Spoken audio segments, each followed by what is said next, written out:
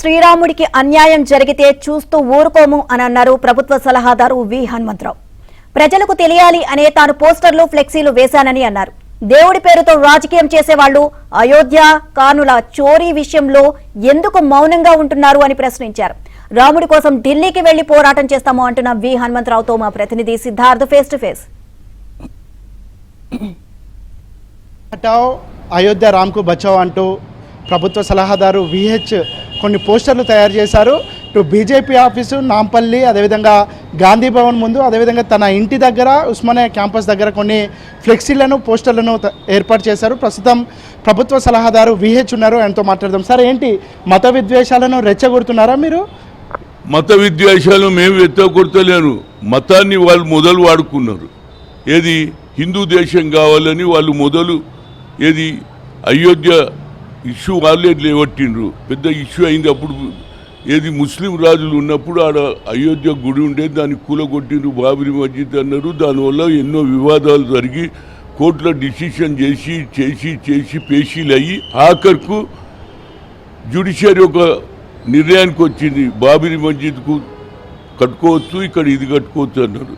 ఇది మొదలైనప్పటి నుంచి వాళ్ళు జనంలో పోయి ఊరూరికి పోయి అయోధ్యకు సాయం చెయ్యాలి. అది కొందరు ఇటుకలు ఇచ్చారు, కొందరు ఎండి ఇచ్చారు, బొగ్గారు ఇచ్చారు. అది అయిపోయింది. దాని తర్వాత కట్టినాక కూడా రాముని మీద భక్తి మీద, దేవుని మీద భక్తి మీద ప్రతి తల్లి కూడా ఏం చేస్తుంది, ఒక పిట్టె పెట్టుకుంటుంది, 10 పైసలు తీసి అనలేస్తుంది. తిరుపతి పోయినప్పుడు ఆ ఉండి అనలేసి ఆ డబ్బులన్నీ అనలేస్తుంది. ఆ లెక్క మా దగ్గర జరుగుతుంది. ఇలా అయితే తెల్లారి రోజు లెక్క చేసి చెప్తారు, 4,70,00,000 వచ్చినాయి అని చెప్తారు. ఇక్కడ లెక్కనే లేదు.